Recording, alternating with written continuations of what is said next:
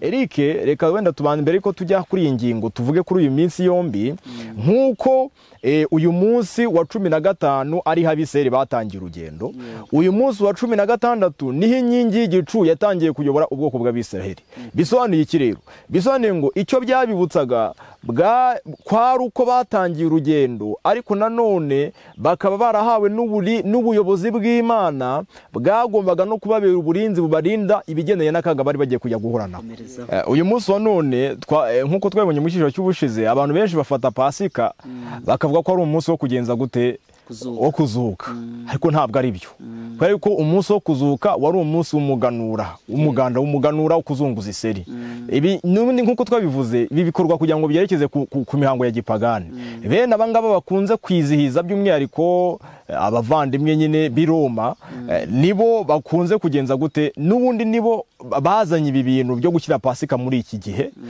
kubera yuko n'ubundi bo ntago bafite ikibibutsa kuzuka kwa Yesu Kristo ubu niki gikwiye kwibutsa abantu kuzuka kwa Yesu Kristo ijambo ry'Imana risobanura abantu rero bashingiye muri Bibiliya inyigisho zose zitakaza agaciro bagakomeza kuzizera kubera yuko abantu basanzwe bagorana nyine nta kundi Imana yabagenza ariko mu ijambo ry'Imana ibi ngibi ribiciraho iteka ndetse ibi n'ukwerereza imyuka y'abadayimoni yego hariho abantu benshi bafite kutaryarya ariko bagufite mu binyoma abo ngo Imana irashaka yuko bava muri ibyo byose bakaba bataryarya ariko mukuri hari n'abandi benshi bari mukuri ariko nanone ari indyarya abanyarudokiya benshi nuko babayeho rero Imana irifuza ko ubwoko bwayo bureka umusemburo wa kera wigomwa ndetse n'ibibi ahubwo bakambara ukuri kubeza kandi ibyo ngibyo bakabibaho bataryarya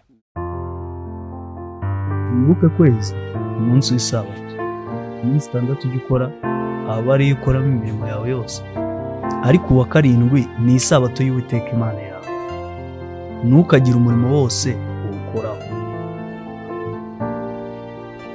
umucyo w'isabato tubahaye ikaze ndagushuje mwene data duhuriye kuri uyu murongo w'umucyo w'isabato ngo haye ikaze mu izina ry'Umwami wacu Yesu Kristo bishoboka ko uri uwa mbere hano ku mucyo w'isabato cyangwa twaba dusanganwe ngiye muvugana uri inyuma ya kamera nitwa Habyarimana Eric nkunda kuboneka kuri murongo w'umucyo w'isabato ngarukanye kandi na mwene data Ihirwe Press aho dukomeje ibiganiro twatangiye byerekeranye n'iminsi mikuru y'Uwiteka ndetse n'amasabato nkuko biboneka kuri calendrier y'itorero ry'Imana mu gihe cy'Abisiraheli turi kwigiramo ibintu bikomeye cyane bikagira ibyo bitwibutsa mu rugendo Imana yagendanye n'itorero ryayo muri icyo gihe bikagira ibyigisho byigisha buri mukristo uko abanye n'Imana ku giti cye kandi bikatwereka n'icyo byashushanyaga byecyanye n'umurimo w'inama y'agakiza wo gucungura umuntu ushize twaganiriye ku byerekeranye na Pasika uyu munsi tugiye gukomeza tuganira ku yindi minsi mikuru ikurikiraho dusuzuma ndetse niba harimo n'amasabato reka mbanze ngo ikaze mu muvandimwe Press Urakoze cyane ndabasuhuje mwese abadukurikiye kandi mbifurije kugira amahoro y'Imana amen mumeze neza turakomeye Imana ishimwe amen ubushe twaganiye kuri Pasika uyu munsi muratuganiza ku uyu munsi ibintu by'Imana bigira gahunda iyo uvuye kuri rimwe ujya kuri kabiri yego ntabwo uva kuri rimwe ngo uhite ujya kuri karindwi cyangwa se ngo uve kuri karindwi uhite ujya kuruhuka kuri rimwe nk'uko benshi babitekereza yego ahubwo ibintu by'Imana bigira gahunda niyo mpamvu rero tugomba guhita tujya ku minsi ya kabiri yego ari naho turi buze gusanga amasabato 2 ya mbere yego ngo ni iminsi mikuru y'imitsima idasembuye yego yari irenze umwe yari irenze umwe yari icyumweru cyose Yego. cyari icyumweru cyose cy'iminsi 7 aho muri yo n'ubundi umunsi wa mbere n'uwa 7 yabaga ari isabato yego tugiye kuganira ku gihe bijyanye n'icyumweru cy'iminsi mikuru y'imitsima idasembuye kandi nkuko umuvandimwe amaze kutubwira umunsi utangira iyo minsi wabaga ari kiruhuko bivuze ko ari isabato n'umunsi usoza iyo minsi wabaga ari kiruhuko ubwo n'ubundi nawo wari isabato reka mbere yuko twinjira mu kiganiro nyirizina ubanza udusengere reka dusenge Mana yacu turagushimye kubw'ubuntu bwawe n'urukundo rwawe rwinshi n'imbabazi zawe zidahwema kutugaragaraho haba icyubahiro amen ni nyinshi ku buryo natwe ubwacu tuzibonaho nubwo turi abanyabyaha ariko kandi kutugira neza kwe kwishi, gukomeza kubana natwe, kukaturinda, kukaduha igihe cyo kwitegura no kwihana, bishimirwe. Rero ibyo byose ubikora binyuze mu ijambo ryawe. None tugiye kuribumbura, ariko ubwenge bwacu bwarangiritse cyane, kandi iyo bwaba butarangiritse ntabwo bufite ubushobozi bwo kurondora iby'Imana. Umwuka wera wasezeranye umuduhe kugira ngo atuyobore muri uku kuri kose, kandi agushyire mu mibereho yacu kubihame tugenga mu izina rya Yesu. Amen. Duherukana tuganira ku munsi mukuru wa Pasika. Umunsi mukuru wabaga ku itariki ya 14 z'ukwezi kwa mbere, ukwezi kwitwa Nisan, kuri kalendari y'Abayahudi.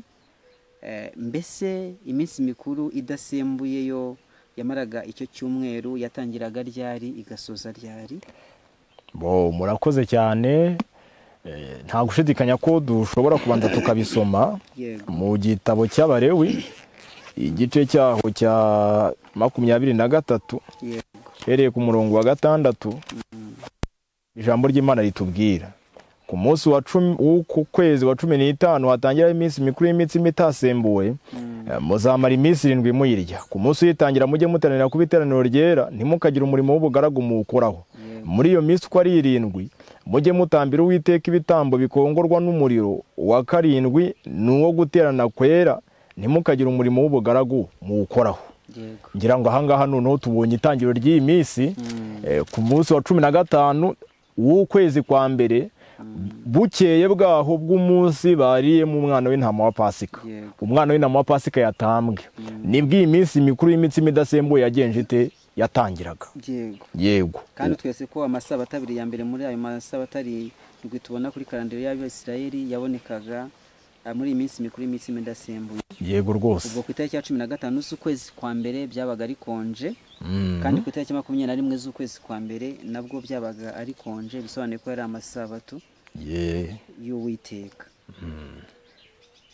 Twamaze kubona ibyigisho bikomeye umunsi mukuru wa Pasika wigishaga Abisirayeli, kwabibutsaga rwa rugendo bagize bava mu Egiputa bagana i Kanani. Wabibutsaga ibigendanye rya joro, iryo joro barokotsemo. Umwana w'intama marayikurimbura mu cyago cya 10 cyagwiriye ishyanga ry'Abanyegiputa, marayikurimbura icy'imfura cyose, baba abantu ndetse n'amatungo, iby'Abisirayeli bikarokoka. None ino minsi mikuru idasembuye yo iraza kutwigisha iki? Nta gushidikanya ko iyi minsi mikuru y'imitsima idasembuye igomba kutwigisha icyahise gikurikiraho hanyuma y'uko Abisirayeli bamaze kurya umwana w'intama wa Pasika. Wibuke ko bawurishije imboga zisharira n'imitsima idasembuye n'ubundi, ariko kandi ngo bakawurya bahagaze.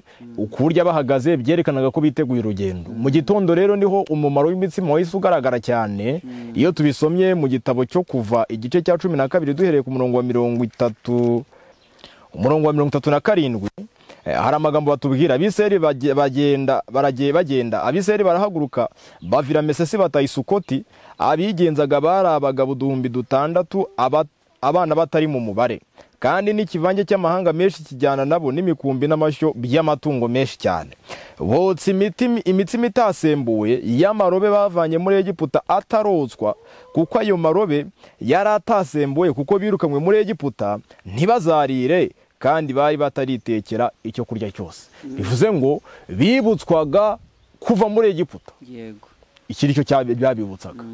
Pasika yo yabaye gucungurwa kwabo, abana ihana Farawo, ariko noneho gucungurwa kwabo bagakora urugendo, gutangira urugendo rwabo. Ikigendanye n'imitsima idasembuye cyagomba kubibutsa icyo kintu. Yego. Okay. Twarebye mu buturo bwera dusanga umuntu yinjiye mu irembo, icyo ahura nacyo na cyambere ni igicaniro cy'ibitambo, ari naho umwana w'intama wa Pasika twabonye watambwaga nyine kuri Pasika, ugereranywa ntama w'Imana ukuraho ibyaba by'abari mu isi, kugira ngo uzamwizera wese atayimbuka ahubwo bw'ubugingo buhoraho, nkuko Yohana yabihamije mu gice cya mbere cya Yohana 29, ndetse Yesu Kristo abibwira Nikodemo mu gice cya 3 murongo wa 16.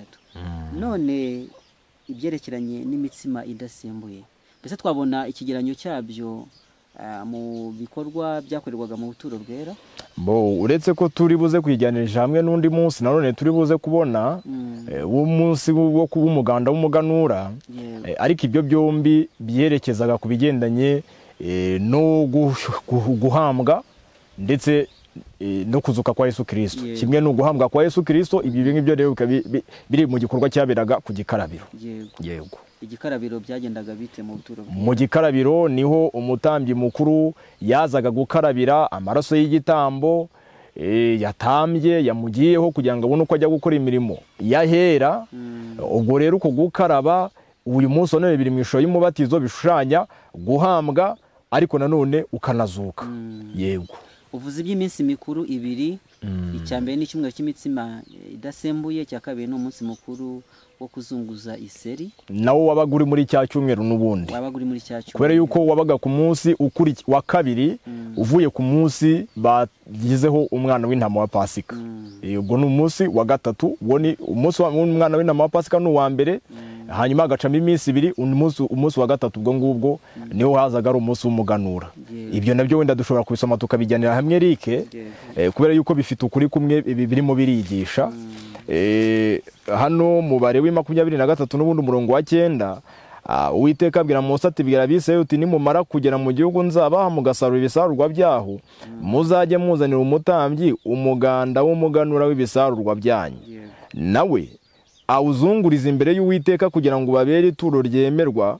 Ku wa mbere w'isabato aba ariho umutambyi awuzunguza. Dushaka twaba tugarukiye ahangaha. Hano batubwiye ko bagomba kuzana umuganda w'umuganura bakawuzunguza. Uyu muganda w'umuganura rero wagomba kuzunguza ku wa mbere w'isabato, ntabwo ari dimanche, ahubwo uku ku wa mbere w'isabato byabaga ari ya sabato n'ubundi Bibiliya yari imisobanura ya sabato ya mbere. Sabato itangira icyumweru cy'imitsima idasembuye. Ya sabato itangira icyumweru cy'imitsima idasembuye. Aha rero nibwo bagomba kuzunguza uyu muganda w'umuganura. Ubwo rero bisobanuye ngo wabaga ari umunsi wa gatatu uvuye ku munsi wa mbere wa Pasika. Ubwo byabaga ari ku itariki 16 z'ukwezi kwa mbere. Yego.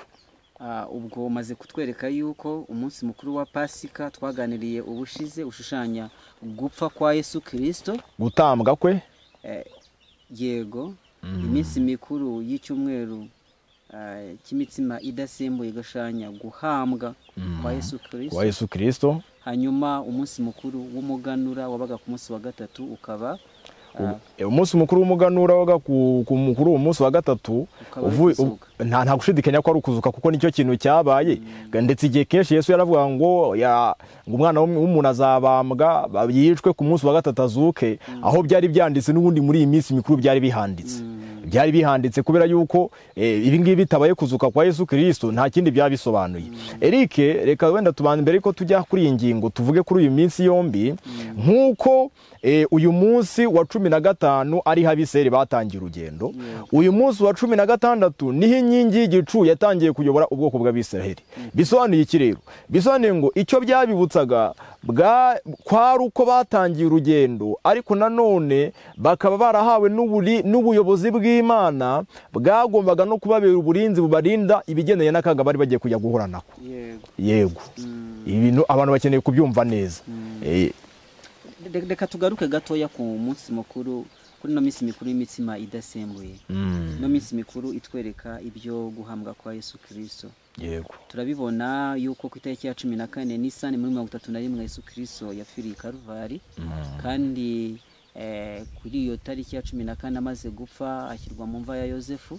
Hari ku munsi wo kwitegura isabato, nuko ku isabato ku 15 ubwo ni gahunda yo gutangira icyumweru cy'imitsima idasembuye, yarahambwe mu mva, yarashyinguye mu mva, kandi ku itariki ya 15 arazuka, nuko byasohoye. Mbese ibyerekeranye n'uwo mutsima, ibyerekeranye no kuba udasembuye, ibyerekeranye n'umusemburo wo mu mutsima, turabyigiraho iki? Ahari ushobora guhera ku mutsima nyirizina, hanyuma ukaza kutubwira no kuba wagiyemo umusemburo, itandukano ry'umutsima utarimo umusemburo se n'umutsima urimo umusemburo, wo Bibiliya uvugaho iki? Nta gushidikanya ko umutsima ni igishushanyo cy'umubiri wa Kristo. Yohana igice cya 6 umurongo wa 35 ndetse kumanuka Yesu yagiye abivugaho.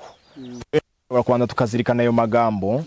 Yohana igice cya 6 umurongo wa 35 Yesu arababwira ati nige mutsima w'ubugingo uza aho ndi ntazasonza na hato nunyizera ntabwo azagira inyota na hato. Umurongo wa 49 na 50 haravuga ngo basekuruza wanyu bariraga manu mu butayu nyamara barapfuye. Uyu niwo mutsima umanuka uva mu ijuru kugira ngo umuntu urya ye gupfa. Nige mutsima wavuye muzima wavuye mu ijuru. Umuntu naryo uwo mutsima azabaho iteka ryose. Kandi umutima nzatanga kubwa bari mu isi kugira ngo babone ubugingo n'umubiri wanjye. Ngira ngo ahangaha tubonye neza ko uyu mutsima imitsima washushanyaga umubiri wa Kristo. Umubiri wa Kristo nta bundi buryo yagombaga kuwutangamo igihe cyose yari atagenje gute, yari adapfuye. Kuba rero uyu mutsima utaragombaga kuba urimo umusemburo, hari icyo biri bitubwiraho mu isomo twasomye n'ubundi rigendanye n'ibya Pasika. Ijambo ry'Imana ritubwira neza yuko mu Bakorino ba mbere igice cya 5 haravuga ngo nuko rero nimweze umusemburo wa kera ku murongo wa 7 kugira ngo mube irobe rishya, mube mutakirimo umusemburo wa kera koko kuko Pasika yacu yatambwe ari we Kristo. Nuko rero baravuze ngo mwiyeze umusemburo wa kera. Ijambo ry'Imana iyo rivuga kera bashaka kuvuga cyagihe umuntu yarari mu bupagani, mwani magambo gihe yarakiri mu cyaha adafite kwizera Yesu Kristo. Nuko rero tujye tuziriza iminsi mikuru tudafite umusemburo wa kera cyangwa umusemburo ari wo gomwa nibibi, ahubwo tugira imitsima idasembuwe ariyo kuri ndetse no kutaryarya. Urumva ko hano Imana yashaka yuko abantu bava mu igomwa bakava mu cyaha ahubwo bakajya mu kuri ndetse no kutaryarya. Hariho abantu benshi bafite kutaryarya ariko bagufite mu binyoma. Abo ngo Imana irashaka yuko bava muri ibyo byose bakaba bataryarya ariko mu kuri. Hari n'abandi benshi bari mu kuri ariko nanone ari indyarya. Abanyarudokiya benshi nuko babayeho. Rero Imana irifuza ko ubwoko bwayo bureka umusemburo wa kera wigomwa ndetse n'ibibi, ahubwo bakambara ukuri kubeza kandi ibyo ngibyo bakabibaho bataryarya. Yego. Urakoze. Ubwo bivuze ngo umusemburo ni icyaha, ni ikibazo cy'icyaha. Yego.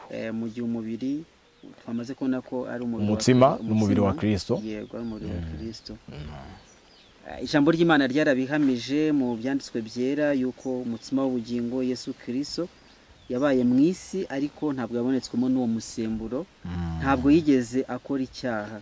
Abayobora igice cya 4 umurongo wa 15 yageragejwe uburyo bwose nkatwe keretse yuko atigeze akora icyaha. Ayo niyo magambo Paulo yandikiye Abaheburayo. Ni ko ijambo ry'Imana ritubwira yuko we atigeze akora icyaha. Yego. Yego.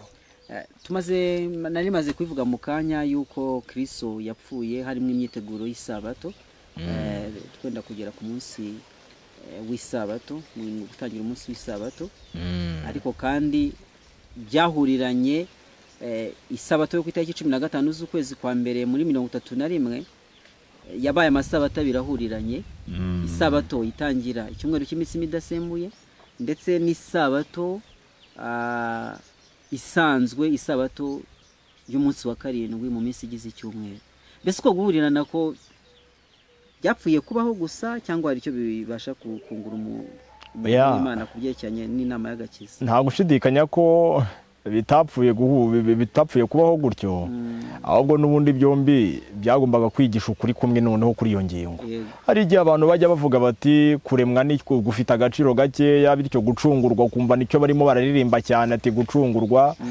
Ariko haba kurema haba no gucungura nta na kimwe kirusha ikindi agaciro, kubera ko byombi imbaraga z'Imana ishobora byose nizo zabashaga kubikora. Ni nayo mpamvu kugira ngo Imana ihamye yuko ibyo bintu bifite ikimenyetso kimwe, byabaye ngombwa yuko uwo murimo Yesu awusoza ku munsi wa 6, hanyuma ku munsi wa 7 aruhuka yamaze no gusoza umurimo wo gucungura umuntu. Kugira ngo yerekane ko icyo ari gukora ni ukugarura ishusho y'Imana mu muntu yagenje ite, yabuze ya yindi Imana yari yagenje ite, yari yaramuremanye. Yego. Bivuze ngo rwose kuba Imana yarabihuje iyi Sabato yo gutangira ku munsi mukuru w'imitsima idasembuye n'Isabato y'umunsi wa 7 yibutse irema, ibi bintu byombi byari bije kugira ngo byereke abantu agaciro no gukomera no kwera by'uyu munsi wa 7. Yego. Muri Yohana 19:31 uwo munsi wari wo kwitegura Pasika, kandi abayuda ntibashaka ko imibiri iguma ku musaraba. Ubwo tugiye Karuvari, hari harambiwe hari abantu 3 bari ku musaraba, umwe wa Yesu Kristo ndetse n'ibisambo 2.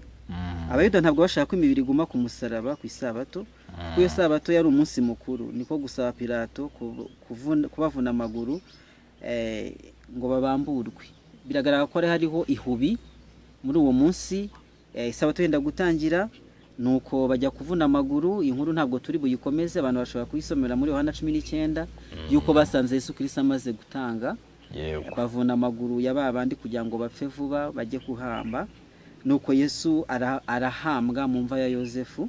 Ku munsi w'isabato abagiye kumuhamba bararuka nk'uko byategetswe, biri muri Luka igice cya 23:53. Iyi rero yabaye isabato Kristo yaruhukiyemo. Ubwa mbere Kristo yaruhutse amaze kurema isi, mu itangira igice cya 2 kugeza 3. Icya kabiri turabona Kristo aruhuka amaze gucungura abari mu isi. Imana ishimwe ku bw'icyo gitambo Kristo yaturonkeye. Amen. Kandi Imana ishimwe ko isabato y'umunsi wa 7 igira agaciro, kwatwibutsa yuko Imana yacu ari umuremyi kandi ikaba n'umucunguzi.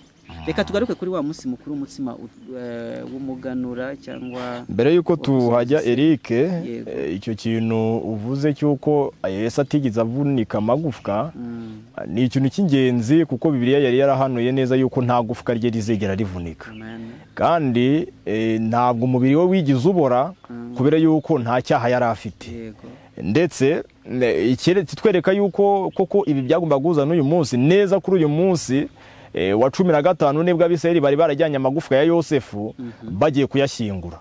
Ibi rero nta gushidikanya byereka n'ubundi ko Yosefu yashushanyaga Yesu Kristo, nk'uko Yosefu yazaniye agakiza abanyegiputa ntibicwe n'inzara, ni nako Yesu Kristo yazaniye agakiza abatuye ku isi kugira ngo baticwa n'icyaha. Rero aya magufwa ya Yosefu kuba barayakuye ahangaha kuri uyu munsi nabyo byari bifitanye isano no kuba Yesu yagomba kuba ari mu gituro kuri uwo munsi. Yego. Rero kubigendanye n'uyo munsi wundi ugendanye n'umuganura, twabonye ko wakurikiragaho nawo wabaga muri ya minsi mikuru yo kurya imitsima igenje gute idasembuye. Niwo munsi wa kabiri. Kandi uyu nguyu nta gushidikanya, mbese nyuma yuko Yesu ashyinguye ku isabato, umunsi wakurikiyeho wari iki? Umunsi wawukurikiyeho nta gushidikanya waje ari umunsi wo guhabwa cyangwa se wo kuzuka. Waje ari umunsi wo kuzuka kwa Yesu Kristo. Kandi nta gushidikanya ko ibi ngibi birivuga ko Yesu Kristo ari umuganura. Dushobora kubizirikana tubonye mu rwandiko rwa mbere Paulo yandikiye Abakorinto igice cya 15 tukareba koko niba ko yari umuganura. Umurongo wawo wa 20. Ariko noneho Kristo yarazutse, niwe muganura wabasinziriye.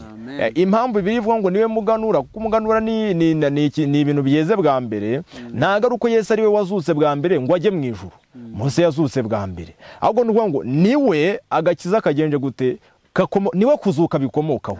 Yabivuze neza avuga ati nige kuzuka n'ubugingo, atari uko mbere y'icyo gihe abantu batari barazutse, ahubwo ari uko abo bose iyo aguma mu gituro nabo bagomba kumanuka bagapfa bagasinzira. Ariko Yesu niwe mugano wo kuzuka. Bitewe n'iki? Bitewe n'uko ari we kuzuka bigenje gute bikomakaho. Ubwo rero ntihakiriho gutinya urupfu kundi, kuko Yesu Kristo niba tumwiringira byo kuri koko nawe azatuzura nk'uko yazutse. Yakomeje kubisobanura neza umurongo wa 22. Nk'uko bose bokojwe gupfa na Adamu, niko bose bazahindurwa bazima na Kristo. Ariko umuntu wese mu mwanya we, kuko Kristo ari we muganura, maze hanyuma ba Kristo bakazabona kuzuka ubwo azaza. Urumva ko dufite ibyiringiro kuko Yesu Kristo niwe muganura. Ibi rero byahise bihuza n'umunsi w'umuganura cyangwa se umunsi wo kuzunguza rya seri, ari nabwo Yesu yagenje gute yazutseho. Ngira ngo wadusomera n'umurongo wa 3 ndetse n'uwa 4 w'icyo gice kugira ngo twumve ihuriro ry'iminsi mikuru uko ari 3 nk'uko ikurikirana. 15 rwa mbere rw'Abikorino umurongo wa 3 haravuga ngo muzi ko nabanje kubaha ibyo nabanje guhabwa kumenya yuko Kristo yapfiriye ibyaha byacu nk'uko byari byaranditswe. Uwo ni umunsi wa mbere twabonye wa Pasika wa Yesu Kristo, agahambwa akazuka ku munsi wa 3 nk'uko byari byaranditswe nanone. Guhambwa kwe nako maze kutwereka yuko ari byerekeranye n'iminsi mikuru y'imitsima idasembuye, ndetse no kuzuka ku munsi wa 3. Urumva ko iyi scenario Paulo ari kwereka Abakorinto ni urwa rukurikirane rw'iminsi mikuru uko ari 3 nk'uko byagenze. Ku itariki ya 14 Nisani umwana w'intama wa Pasika yaratambwe, kandi ku wa 7 ku itariki ya 15 Nisani isabato itangira iminsi mikuru y'imitsima idasembuye, igishushanyo cyo kuruhukira mu gituro cy'umukiza kibaho. kandi ku wa mbere ku itariki ya 16 Nisani iseri ry'imbuto z'umuganura ryazungurijwe imbere y'umwami Imana Kristo amaze kuzuka. Niki tuvana mu byiringiro by'umuzuko wa Yesu Kristo? Ni bihe byiringiro umukristo akwiye kwiyumvamo igihe tubwiye yuko Kristo yazutse? Nta gushidikanya ko iyo tumaze gusoma yuko Kristo Yesu yazutse, reka tuzirikana amagambo Paulo yandikiye Abatesalonike. Abatesalonike mu rwandiko rwa mbere haranditse ngo iki nicyo tubabwira mu gice cya 4 umurongo wa 15. Iki nicyo tubabwira tukibwirijwe n'ijambo ry'umwami wacu yuko twebwe bazaba bakiriho basigaye kugeza ku kuza k'umwami tutazabanziriza na hatabasinziriye, kuko umwami ubwe azaza amanutse ava mu ijuru aranguye ijwi rirenga hamwe n'ijwi rya marayika ukomeye n'impanda y'Imana, nuko abapfiriye muri Kristo nibo bazabanza kuzuka. Maze natwe azaba bakiriho dore ko tujyananwe nabo tuzamuwe mu bicu gusanganira umwami mu kirere. Nuko rero tuzabana n'umwami iteka ryose. 18. Nuko rero mumaranisha imibabaro kubwirana ayo magambo. Amagambo nk'aya ngaya Paulo avuze agaragaje ko hari ibyiringiro by'uko nubwo urupfu ruhari akaba ari cyo kintu abantu batinya kuruta ibindi, ariko kandi ijambo ry'Imana rivuze ko mu bizera Yesu Kristo hari isezerano rivuga ngo hahirwa abapfiriye hehe mu mwami. Nubwo tuzayibona rifite umwihariko iryo somo, ariko abayoboke ba Kristo bose bafite ibyiringiro muri we yuko nubwo bapfa Yesu Kristo azabazura. N'abanyabyaha bazazuka bagiye gucirwaho iteka nkanswe abantu b'Imana, ahubwo hari n'ibyiringiro byo kuzukira ubugingo buhoraho nk'uko Kristo yazutse kandi akaba atagipfa. Ibyo rero bikwiye kumara imibabaro y'abantu b'Imana, kandi bakiringira yuko byagenda kose hazabaho kuzukira guhabwa ubugingo buhoraho. Yego, mbere yuko dusubira mu buturo bwera ngo turebe nibibi bintu koko byuzuzanya n'ibyakorerwaga mu buturo bwera, ndagira ngo aruke gato kubyerekeranye n'umuzuko. Gushize twavuze ibya Pasika, ukuntu abantu bayobeye mu buyobe yuko Pasika ishushanya ibyo kuzuka, mu gihe ahubwo ishushanya urupfu rwa Yesu Kristo. Barabidusobanuriye neza. Ese reka tutekereze none iby'umuzuko n'uburyo abantu bizera uko abapfuye bamera muri iki gihe. Abantu usanga umuntu yapfuye tukavuga duti naruhukire mu mahoro, ari byo byaba bihuye na rya somo maze kutubwira, ariko andi magambo avuga ati igare rye ryamujyanye. Abandi bizera yuko iyo umuntu apfuye roho ye hari ahandi hantu ibiri, bakamutura ibisigo bakamuririmbira, abandi bakagira amasengesho yo kumusabira kugira ngo asazatinda ahantu muri purgatori ababarizwa ibyaha bye. Mbese iyi myumvire yuko ubuzima bukomeza nyuma yuko tujyanye umuntu ku gituro ashizemo umwuka, twabuhuza gute n'umuzuko? Niba abantu bizera yuko ubuzima bwakomeje ndetse abandi bari mu ijuru, hari n'abasenga bapfuye babo bakabasaba ko babavuganira imbere y'Imana, hari n'ababatirizwa, hari n'ababa batambira ibitambo, hari n'ababasengera amasengesho byinshi. Ni gute none turi buhuze iyi myumvire yuko abapfuye bamera n'ibyiringiro by'umuzuko umaze kudusomera mu ijambo ry'Imana? Mu ijambo ry'Imana ho ibyo ngibyo nta rufatira abantu bashobora kubibona, kireka nibashaka kugenda n'ubundi bakurikije ya mategeko y'abantu n'azanyigisho zabo. Ariko mu ijambo ry'Imana hagaragaza neza ko uwapfuye nta cyabaze. Lazaro igihe yazukaga nta buhamya, nta muntu waje kumukoresha interview ngo amubaza ati byari bimeze bite, kuko nta nicyo yari bubashe kuvuga, ko birivuga ko wapfuye nta cyabaze. Kandi bose bagisinziriye kugeza ku munsi wo kuza kwa Yesu Kristo. None niba abantu bapfuye bajya mu ijuru cyangwa se bakajya mu kuzimu, hano mu isomo Paulo avuze twe ntago tuzabanza basinziriye. Hari igihe umuntu yasinziriye aba yagiye he? Abantu badukurikiye bizereye imyizerere bumve neza, niba ijambo ry'Imana rigeranye ibitotsi n'urupfu, iyo umuntu yasinziriye hari ahandi hantu aba yagiye, nta buzima bukomeza icyo gihe. Uretse ko umuntu wapfuye wenda batandukanye n'usinziyeho gatoya, kuko we nta bitekerezo aba afite. Umuntu wasinziriye wenda abasha no kurota, ariko hatabayeho kurota umuntu wasinziriye yaba ameze nk'uwapfuye. Nicyo kintu rero bagomba kuzirikana, urupfu n'ibitotsi.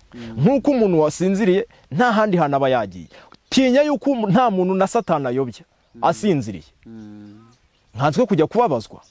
Ndivuze ngo rero ntabwo bishoboka ko hagira umuntu n'umwe wizera ibi bintu abishingiye muri Bibiliya. Bibiliya irasobanutse. Icya kabiri, tuzazuka nk'uko Yesu Kristo yazutse.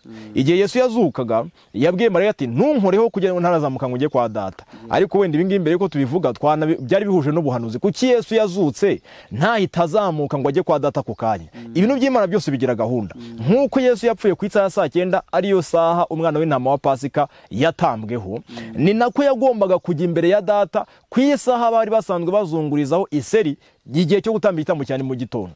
Mariya yageze ku gituro, bwari bwatangiye gucya Yesu yazutse, hashize akanya n'abasirikare bagiye kubivuga mu mudugudu ndetse n'ahandi. Yesu rero muri ayo masaha y'igitondo kare yari ataragenza ate, yari atarajya kwa data. Ategereje iki? Ategereje isaha yo kuzunguza iseri. Ibyo rero byari bihuje n'isaha ya saa 3 ya mu gitondo. Wenda abantu babyumve neza, isaha yo kuzunguza iseri yaberaga hamwe n'isaha yo gutamba umuganura. Umuganura ubwo yari Pentecote. Kubwo ibyo byose byabaga saa 3. Mu kisaha yo gutamba igitambo cyane mu gitondo. Nyama Petero yavuze ati ubungubu ni isaha ya mu gitondo y'iki, iyo umunsi ntabwo basinze inzoga. Ya isaha nibwo Mwuka Wera yamanukiye numwa. Nicyo gihe kubera iki? Kubera yuko aribwo umuganura iryo turo ryagendaga gute, ryatangwaga. Rero niba Yesu yarapfuye saa 9 akarinda agera ku cyumweru cyangwa se kwa mbere y'iminsi 7 saa 3 akabona kuba imbere ya data wa twese, igihe cyo gutamba igitambo cya mu gitondo cyangwa se igihe cyo kuzunguza iseri, abantu bivuze ngo yari mu gituro, yari ari mu gituro, nta handi yari yagiye kugeza mu museke wo yego arazuka. Hanyuma yuko nazutse nabwo ntiyahita ajya imbere yande ya data wa twese, yabanje gutegereza iyo saha. Abantu rero bashingiye muri Bibiliya inyigisho zose zitakaza agaciro, bagakomeza kuzizera kubera yuko abantu basanzwe bagorana nyine nta kundi Imana yabagenza. Ariko mu ijambo ry'Imana ibi ngibi ribiciraho iteka, ndetse ibi ni ukwerereza imyuka y'abadayimoni. Yego, urakoze cyane. Abantu b'Imana tuba dukomoje kuri ibi kugira ngo bongere gusuzuma urufatiro rw'ibyo bizera ibyo ari byo. Kandi amakuru dufite nubwo atari cyo kiganiro turimo, ariko Imana nidushoboza tuzayabwira abantu, nuko ino ngingo yo kwizera imyuka y'abapfuye ifite uruhare rukomeye cyane mu mateka aheruka iyi si yacu. Yesu Kristo yarabihangayikiye, aravuga ati nibabwira ngo dore ari hariya ntimuzajyeyo, nibabwira ngo ari mu kirambi cyangwa muri uriya mudugudu ntimuzajyeyo. Kuko Satani agiye gukorana n'imyuka y'abadayimoni cyane, kandi bagafata amashusho y'abantu bapfuye bakatangira kuyobya abari mu isi. Ingingo yo kwizera imyuka y'abapfuye biragatsindwa, kandi aho bishingira, aho bihera, nukumva yuko bapfuye hari ubundi bushobozi bagifite, hari ayandi marangamutima bakidufiteho, bafite imiryango yabo n'ibindi. Ariko icyo ni ikinyoma kidasanzwe. Yego Eric, hari ikintu nifuza kubanza kubwiraho abantu kuri iyi ngingo igendanye. Twabonye ko iminsi mikuru y'iminsi midasembuye ndetse n'umunsi wo kuzunguza iseri cyangwa se umunsi w'umuganda w'umuganura byashushanyaga ibigendanye n'igikarabiro. Ibyo byose byerekezaga ku mubatizo. Naho nashaka kwerekeza ngo gusobanura ibyerekeranye n'uburyo byagendaga mu buturo bwera. Komerezaho. Uyu munsi wa none nk'uko twabonye mu cyiciro cy'ubushize, abantu benshi bafata Pasika bakavuga ko ari umunsi wo kugenza gute, wo kuzuka. Ariko ntabwo ari byo, kubera ko umunsi wo kuzuka wari umunsi w'umuganura, umuganda w'umuganura wo kuzunguza iseri. Ibi n'ubundi nk'uko twabivuze, ibi bikorwa kugira ngo byerekeze ku mihango ya gipagani. Bene abangaba bakunze kwizihiza by'umwihariko abavandimwe nyine b'i Roma, nibo bakunze kugenza gute, n'ubundi nibo bazanye ibi bintu byo gushyira Pasika muri iki gihe, kubera yuko n'ubundi bo ntago bafite ikibibutsa kuzuka kwa Yesu Kristo. Ubu niki gikwiye kwibutsa abantu kuzuka kwa Yesu Kristo? Ijambo ry'Imana ribisobanura neza mu Abaroma igice cyawo cya 6 umurongo wa 4. Ijambo ry'Imana rirasobanutse kuri iyi ngingo, riravuga ngo nuko rero kubw'umubatizo twahambanywe nawe. Ubwo hajemo ingingo y'umubatizo. Yego, kubw'umubatizo twahambanywe nawe mu rupfu rwe, kugira ngo nk'uko Kristo yazuwe n'ubwiza bwa Data twese, aba ari nako natwe tugendera mu bugingo bushya. Biratangaje cyane. Hano bavuze neza yuko ngo kuzuka, guhambanwa na Kristo no kuzukana nawe ni misho y'ubatizo. Kiliziya Gatolika y'i Roma ntawe igira. niyo mpamvu yo niramuka ivuze ati twe dushyireho pasika ibi twibutse kuko n'ubundi ibintu byabo bitari mu rufatiro rw'ijambo ry'Imana ibyo ntabwo babibarenganyiriza uretse ko Imana izasuzuma aho ibitekerezo byabo byageze ariko mu ijambo ry'Imana ntabwo Imana yigeze igaragaza ko pasika ari cyo kintu gikwiye kugaragaza umuzuko ibiramambu yagaragaje ko binyuze mu kimenyetso cy'umubatizo aribwo abantu bazaba bari kugaragaza guhambanwa na Kristo no kuzukana nawe yego ubwo kandi bitabigaragaza n'umubatizo uwo ari wo n'umubatizo w'amazi menshi nukwibira mu mazi nk'ikimenyetso cyo guhambwa hanyuma ukavamo nk'ikimenyetso cyo kuzuka ibyo kusuka amazi ku gahanga ni ibintu bidafite icyo bisobanuye nabwo ni ibintu bifitanye isano n'imihango ya gipagani niyo mpamvu rero ibi byo nta kubyishingikirizaho yego ahubwo bita bitujyana ku kibazo noneho cy'uyu munsi wa none cy'abantu bakora ivugabutumwa bakabwiriza abantu pe rwose ariko bamaze kugera ku rwego rwo kumva ko umubatizo utagikenewe mbese reka abo bantu barahari cyane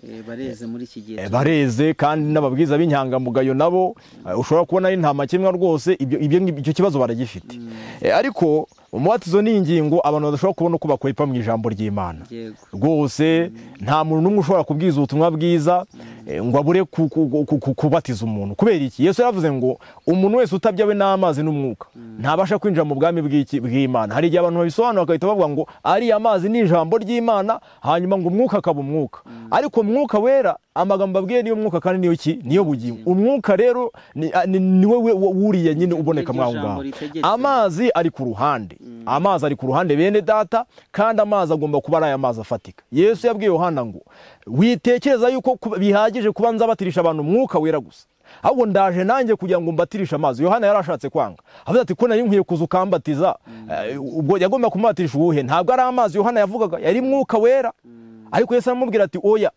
birakwiye yuko tubikora kugira ngo dusoze gukiranuka kungana iki kose niyo mpamvu igihe cyose twigisha abantu bakwiye no kubatizwa nibyo rwose Yesu yabwiye Yohana na mugenzi we bigize bamwegera baramubwira bati turashaka yuko umwe azicara iburyo bwawe cyangwa ibumoso bwawe hanyuma Yesu arababwira ati ariko se mwabasha kumwera ku gikombe nzanyweraho cyangwa se ku mubatizo nzabatizwa hari igihe abantu bagira ngo umubatizo Yesu yavugaga gusa n'ugendanye n'urupfu rwe hako ntago bapfuye urupfu nk'urwo Yesu yapfuye kubera ko ntago bigeze bitangira ibyaha by'abari mu isi ahubwo yashaka kugaruka kucyo umubatizo washushanyaga n'ubundi ni ikihe Yesu umubatizo we arababwira ati nimubibasha ibyo ngibyo nibwo muzamufite amahirwe yo kugera mu ubwo bwami yashaka kubagarura ku kamaro k'umubatizo utabyawe n'amazi n'umwuka ntago abasha kubona ubwami bw'Imana ayo mazi rero ni ikimenyetso cy'umubatizo cyerekana kwezwa ariko n'ikimenyetso nacyo gifite agaciro kandi reka tubwire abantu niba umubatizo ari ikimenyetso gusa turi kujyana n'isabato ni ikimenyetso cyo kwezwa ubwo rero umubatizo nuramuka uvuyeho ngo nuko yuko kwezwa ariko kintu cyakenewe cyonyine n'isabato yari ikwiye kuvaho kuko nayo ni ikimenyetso cyo kugenza gute bizasoza ikuwe kubera ko n'isabato nayo ni ikimenyetso cyo kugenza gute kwezwa bivuze ngo niba ibimenyetso byose abantu babifasha bakabishyira ku ruhande ubwo n'isabato iraza kugenza gute iraza gukurwa nose tuyikureho ntabwo bishoboka twaba tugiye mu buhakanyi ahubwo reka abantu bige gusobanura neza uko ibintu Imana yabivuze kandi nubwo biba bigongana n'imyumvire yacu n'imibereho yacu bijye bidutera kubona neza yuko inzira z'Imana ziruta izacu yego abantu b'Imana bakurikiye umucyo w'isatari tuzakomeza kuganira kugeza igihe tuzagera mu gihe cya Yesu utewe ko Yesu Kristo yitwaye umaze kutwereka ko nawe yabatijwe na Yohana akavuga ati emera ubikore kugira ngo dusoze gukiranuka kose abantu b'Imana uyu munsi rero nabo dukwiye kuzirikana iyo ngingo kugira ngo bikorwe ngo dusoze gukiranuka kose hari umuvandimwe watanze isomo ryanejeje cyane ririmo Yohana igice cya 4 umurongo wa 1 ndetse n'uwa 2 babeshyeye Yesu Kristo ko atigeze abatiza ariko nanejejwe no kubona Yesu Kristo yarabatizaga nubwo atari we nyirizina wajyaga mu mazi kugira ngo babatize ariko yabaga ahagarikiye umubatizo ahari wadusomera Yohana igice cya 4 umurongo wa 1 n'uwa 2 aranditse ngo nuko umwami Yesu amenye yuko abafarisayo bumvise ko yigisha kandi abatiza benshi arusha Yohana icyakora Yesu ubwe si we wabatizaga ahubwo nabigishwa be urakoze cyane yego Yesu Kristo niwe wabatijishije benshi ndetse baruta abo Yohana yabatirishije icyakora abigishwa nibo babaga bari mu mazi bakira baje kubatizwa mu by'ukuri abantu b'Imana bakwiye kuva mu bujiji bijya bivuga ko ibingibi ari imihango ari ibimenyetso ariko nk'uko bivuze uvuze ikintu kiremereye cyane yuko n'isabato y'umunsi wa 7 nayo ubwayo ari ikimenyetso ubwo rero n'ibimenyetso Imana yatanze bikwiye gukurwaho ibyo bintu byaba ari ishyano kubera ko Imana itatangaje ko bikwiriye gukurwaho. Eric, hari abantu bamwe bantangaje mu gihugu kimwe, abantu barababonye isabato yatangiye bagiye kuvoma mu minsi yashize ya vuba rwose, hanyuma barababwira ati ese musigaye mujya kuvoma isabato yatangiye, barangije barababwira ati ese muracyaruhukiye umunsi? ubwo rero bita bikoreka yuko haje ikibazo gikomeye cyane kandi cy'ubwaka n'ubuyobe. Abantu b'Imana bakeneye kubyumva neza ibi bintu kandi bakabishimangira mu bwenge bwabo, bigashimangirwa rwose. Urabona ko hano Yesu nawe yarabatizaga kandi akabatiza umugabane munini w'abantu benshi akarushana na Yohana.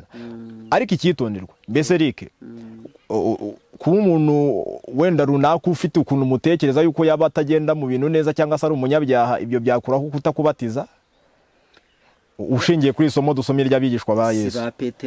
Mbese uyu ntabwo ari Petero, kuko hano muri Yohana igice cya 4 Yesu yari ataragaruka ngo Yohana abwire umuriro ngo nuve mu ijuru ukongora ababimye icumbi. Abo nibo babatizaga.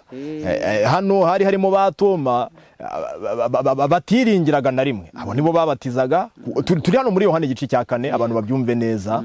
Ntabwo iki ni ikimenyetso na Yuda noneho waje no kugambanira Yesu. Kandi Bibiliya ntabwo ivuga ko abantu babatijwe na Yuda bigize bava mu kuri ngo nuko Yuda yagambaniye Yesu. Ntabwo bigize bashidikanya kuri ibyo, kuko bari bazi neza yuko abo bahagaze mu mwanya wa Yesu Kristo.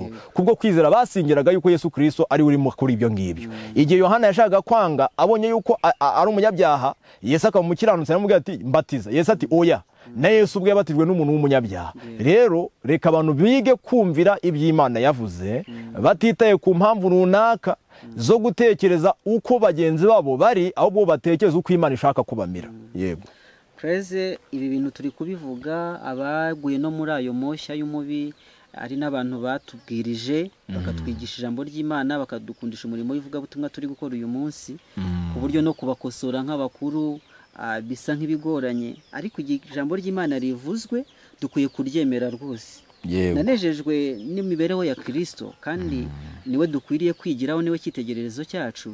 Yesu Kristo yigeze akiza ababembe, ariko igihe akizaga ababembe 10, amaze kubakiza arababwira ati ngaho rero nimugende mwere ku mutambyi. Yego, mu yandi magambo aba batambyi sesi babandi bamugambaniraga bahoraga mu nama bamutega imitego. Niko amavanjiri yose abatwereka, yaba Matayo, Mariko, Luka na Yohana. Yesu Kristo nigeze agubwa neza na systeme y'itorero ryo mu gihe cye. Abo batambyi nibo bamugenzaga kugira ngo bamwice, ariko igihe yaramaze gukiza ababembe, nk'uko umuhango wari uri yuko bagomba kwereka umutambyi kugira ngo umutambyi yemeze ko umuntu yakize. Yababwira ngo nimugende mwiyereke umutambyi, muture n'iture. Eric, imihango, ibimenyetso ni ibimenyetso nyine, sibyo? Yesu we uwamukebye ninde? Ni babatambyi. Nabo ngabo. Rero reka abantu b'Imana bo bige kureba icyo Imana ibashakaho. Yego. Bige kuba aricyo bashyira mu bikorwa. Yego. Dushobora kugana ku musozo, ariko tukavuga kuri iki ngiki. Ntabwo Yesu umubiri we wigeze ubora, kandi yapfuye kuwa nyuma. Ibyo ngibyo bita bitwibutsa manu iyo yatangwaga kuwa nyuma ntabwo yaboraga mu gihe mu yindi minsi yagendaga gute yaboraga. Yesu yabihuje neza yo muri Yohana 6 abwira abantu yuko manu ari umubiri we. Reka tubisome Yohana igice cya 6 umurongo wa 49 ati basekuruza banyu bariraga manu mu butayu, nyamara barapfuye. 50 uyu niwo mutsima umanuka kuva mu ijuru kugira ngo umuntu urya ye gupfa. Ngo nkuko manu yamanutse niko na Yesu yagenje gute yamanutse. Kandi nkuko Yesu Kristo yatanze ubugingo bwe kuri uwo munsi, kandi umubiri we ntubore nkuko manu itaboraga iyo yabaga yaguye kuwa nyuma, yagezaga ku isato ntabwo yaboraga, niko na Yesu Kristo yarari. Bitewe n'iki? Kuko niyo manu yavuye mu ijuru nyakuri.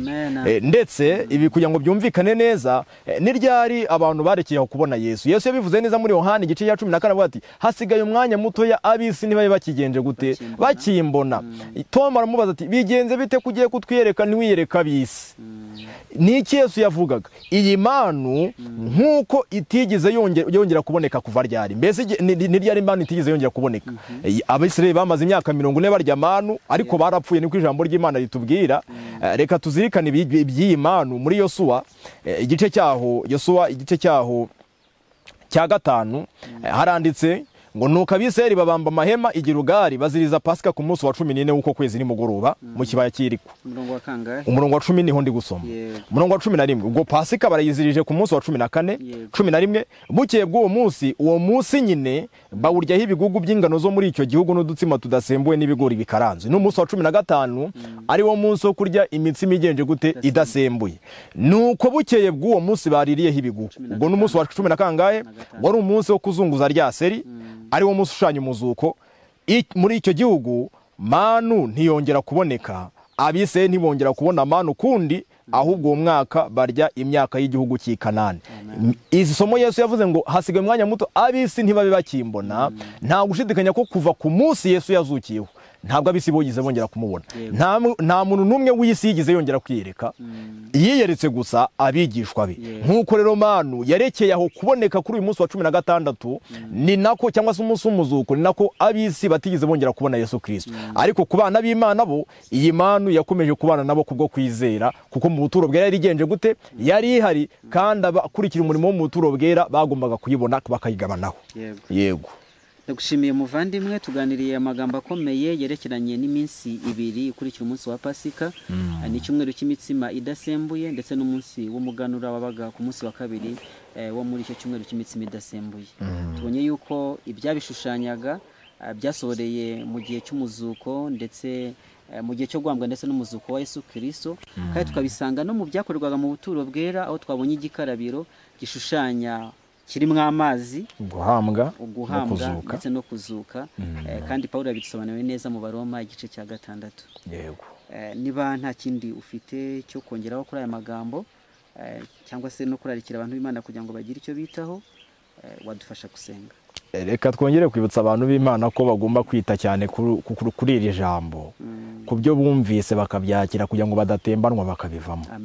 Ndetse Satani yubuye uburyo bushya uyu munsi wa none bwo gusenya ubuturo bwera, yitwaje cyane ngo imvugo yo kujyana ibintu byose mu buryo bw'umwuka.